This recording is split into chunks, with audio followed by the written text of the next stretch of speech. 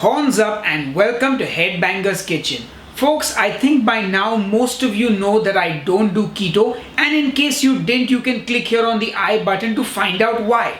Now, many of you ask me, Sahil, what diet are you currently on if you're not doing keto? And the truth is, folks, I eat everything, but in moderation. I like to eat whole foods, nutritious food, and a focus on the protein macro. That's what my current diet is. And today's dish fits perfectly in with that. We're going to be making a classic Indian comfort food called Dal Khichdi. And we're going to be upping the protein by adding in some chicken breast. So technically it's a chicken dal khichdi. And just in case you didn't know, dal is basically lentils. So this is rice, lentils and chicken. Anyway, that's been enough jibber jabber. Let's get cooking. The first thing we have to do is soak our rice and our lentils. And I start by weighing out 120 grams of long grain basmati rice. You are of course welcome to use brown rice, black rice, short grain rice, etc. But just remember, cooking times will vary. Now for my lentils, I am using a 70-30 split. 70 grams of tur dal and 30 grams of moong dal. Tur dal is called pigeon pea in English and moong dal is basically split yellow lentils. Time to wash my rice, and you want to wash it and drain it till the water runs clear. Then we do the same with the lentils, just rinse and repeat. And now we let our lentils and our rice just soak for about 30 minutes. While that's happening, we're going to prep and marinate our chicken. I will be using chicken breast because I am looking for a lean protein, but you can also use chicken leg and thigh meat, no problem. I'm just going to chop these up into little cubes. I want small pieces of chicken, but you can cut bigger pieces if you like. I just think this works best. So to marinate the chicken, I'm just going to be using some salt, some black pepper and some ginger garlic paste, and give everything a good mix. You are of course welcome to add more spices to this if you like, but I'm happy with this. Now just set it aside. Now I will be using my instant pot to cook the rice and the lentils, but you can use a regular pressure cooker or you can use a saucepan on the stove as well, no problem. I'll post alternative cooking methods on the blog post on headbangerskitchen.com. I'm first going to cook the rice, so I drain it and add it to the instant pot. I season it with salt. Then I add in some water, and once again I'll put all the exact measurements on the blog post as I always do. Now I will pressure cook this for 4 minutes on high pressure. Once the pressure nozzle has dropped, my rice is done and ready. I open up the pot, and I've definitely overcooked the rice a bit, but for this recipe you actually want slightly mushy rice, unlike say fried rice or something else where you need it to be like absolutely perfect rice. Anyway, I take the rice out and put it in a bowl and set that aside. Now to cook the lentils, I turn the instant pot back on and add my soaked and drained lentils. I add in my secret ingredient, a chicken stock cube instead of salt. I add in 1 chopped tomato, half a liter of water, and now I close it and pressure cook it on high for 10 minutes. After that's done, I let it naturally release for 10 minutes more, and then I pop the pressure nozzle. Once that little pressure indicator drops, it's safe to open the instant pot. I do just that, and my dal is cooked, but it's looking a little pale. I think nothing of it and give it a good whisk, which sort of smooths everything out. You can also just strain it, but this is much easier.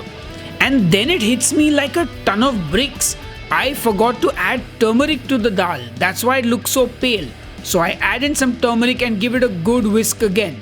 Now you can pluck out those tomato skins from the lentils if you like, but I personally couldn't be bothered and I just leave them in. Anyway, whisk that dal till it's nice and smooth. And now with our rice and lentils cooked and ready, it's time to make the dal khichdi. In my non-stick kadai, I'm going to heat up some ghee. This is about 2 to 3 tablespoons. You can use less if you want to cut out the fat even more. I like a little fat in my food because, well, fat is flavor. Once the ghee is hot, I add in some cumin seeds and a bay leaf. To that, I add in some chopped onion, and I will just saute this now till the onions turn translucent. Now if you notice, I cut the onions saute style, but you can also just finely chop the onion. But this is my new favorite way to chop onions and use it in dishes. Once those onions are starting to brown a bit on the side, it's now time to add my chicken. So I add it in and give it all a good mix. Now since this is chicken breast, it doesn't take much time to cook. And we've also chopped it fairly small, so it really is a quick cook. Now I'm going to add in some carrots and also some green beans and saute them along with the chicken. Now I like to eat a good amount of veggies, that's why I'm adding them in. But you can add in whatever vegetables you like, or you can even skip the vegetables. It's up to you. Now I am going to pour in our cooked lentils. I give everything a good mix and I bring the dal up to a simmer, and then I cover and let it cook for a few minutes, maybe 2 minutes. Once that's done, I also want to make sure my dal or lentils are not too watery. So you can decide how soupy you like your dal khichdi to be. I will definitely make it a bit thick. So I add in my rice and I give it a good mix. Then I cover it and let it cook for a few minutes more. After a couple of minutes, I open it up and give everything a good mix. And now my dal khichdi is at the perfect consistency. It's nice and thick but still slightly soupy. This is perfect, just how I like it. Of course, you can cook it to your liking. And now as always, we finish the dish with some coriander, then give it a final good mix. And that, my friends, is how you make an epic dal khichdi. It's looking pretty good if you ask me. Now once my dal khichdi cools down, what I like to do is weigh the entire dish. Now this portion of dal khichdi is lunch for me from Monday to Friday, so that's 5 meals. My entire dish weighed about 1400 grams, which makes it about 280 grams per serving of the dish. Since it's quite thick now, as that happens when it cools, I'll add some water when I reheat it and it'll be perfect. And this, ladies and gentlemen, is how I do my weekly meal prep. Now of course, I have to plate this dish for my photographs, so I serve myself some in my photography bowl and I garnish it with some coriander so it looks pretty for the photos. And folks, that's our high protein dal khichdi. A perfect comfort food, super healthy, nutritious and delicious. Anyway, enough jibber jabber, time to taste. Alright folks, it's time to taste our chicken dal khichdi, and look who is back in the kitchen. It's my beautiful wife, Dipti. Look who's been dragged out in the middle of the day after lunch to taste this. Well, I mean, it took some time to shoot. So full, but I will eat it. You just need to taste it and let people know that they should make this if it's good.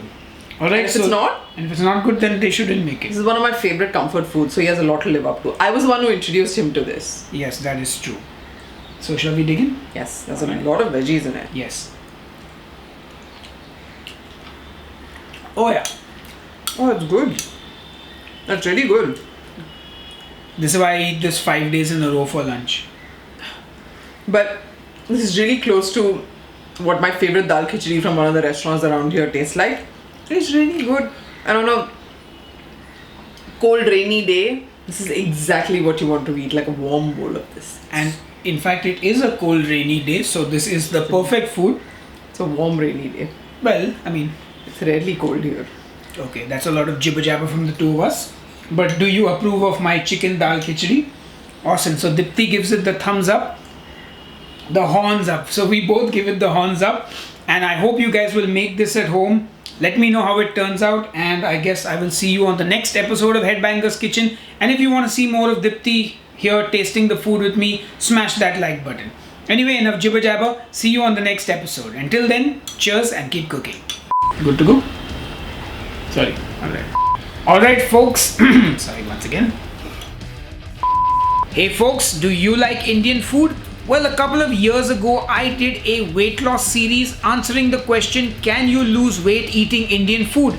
Click here and watch it. Or if you just want some more Indian food, click here and watch another recipe video of mine.